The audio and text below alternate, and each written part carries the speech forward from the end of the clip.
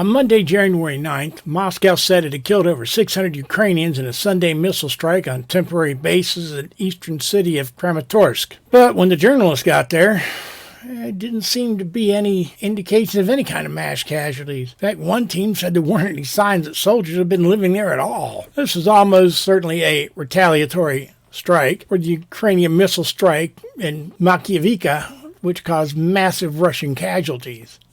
But there's more going on in this war that does not receive the attention it deserves, and there's something of a civil war going on. This one doesn't involve Ukrainians. Moscow announced deployment of over 300 Chechen fighters to the Ukrainian front lines as the Kremlin's invasion efforts drag on. Chechens have a reputation of being very hard, nearly fearless fighters. The implication from Putin's announcement is that these are shock troops of the highest order, with the announcement being a piece of psychological warfare. But by all accounts, they ain't all that. In fact, they've been given the nickname the TikTok Warriors for all the videos they produce. Videos being made either by the Chechen state media camera crews, sometimes by the Chechen soldiers themselves using their smartphones, which they're not supposed to have. None of the videos show anything like actual combat. Videos mostly show rifle and grenade range training. One shows them assaulting an elevated railroad siding and shooting up the tracks. I had another one that showed them rescuing civilians from a basement, the basement that the Chechens had forced them to go into so that they could rescue them. Fact is, Kadarovite mercenaries aren't really equipped for any real kind of military operations. They don't have any heavy weapons.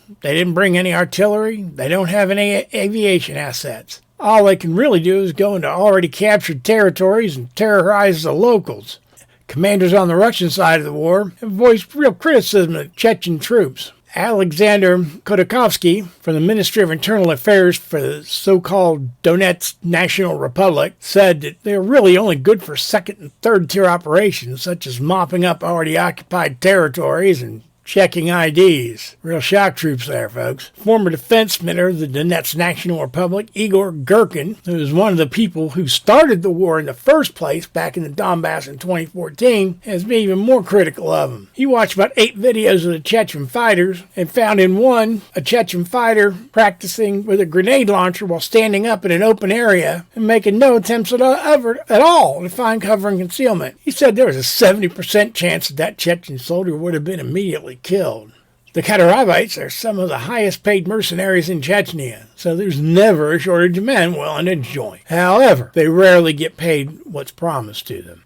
But these aren't the only Chechens who are fighting in the war in Ukraine. There are many other Chechens who fled Russia after the last Russian-Chechen war, after they destroyed Grozny and other cities. They fled either to Europe or the Middle East. Some went to Syria to join the Islamic State. Their reasoning for joining the Islamic State was, for many of them, not to help form a caliphate, for a much more simple reason. There were Russians fighting in Syria, and they wanted to kill Russians. Simple as that.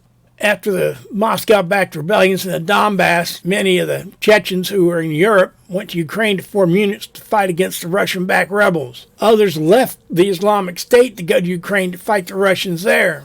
With their deep-seated and centuries-long hatred of the Russians, they feel it is their solemn duty to help Ukraine from being destroyed like Chechnya was after the Second Russian-Chechen War. Like the Kadarovites, they don't bring with them any major weaponry. They only bring themselves and their will to fight Russians wherever they could be found. For them, this is a settling of a 400-year-old blood feud that began back in the 1700s when the Russians first pushed into the North Caucasus where the Chechens live. When asked why the Chechens were coming to Ukraine, one Chechen said, "We lost our homeland. What more does a person have to lose? Our family, our children aren't important. They can move. We lost our home, and the whole world was silent. This is our dream, and we will pass this dream on from one generation until the next until this evil is destroyed." He went on to say, "In Tsarist Russia, General Yermolov stole everything from us, but we survived him. Stalin died. Putin will die. We will outlive these people."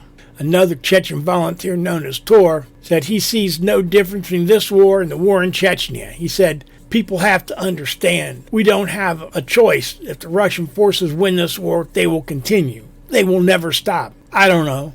The Balkan countries will be next, or Georgia, or Kazakhstan." Putin openly, absolutely says he wants to rebuild the Soviet Empire. Another Chechen veteran, going by the name Muslim Midiev, had this to say: "We're going to win this war. The world is already standing up for us. We were the only ones who fought for ourselves in Chechnya. Nobody stood with us. But now the whole world is behind Ukraine. We must win. We must win."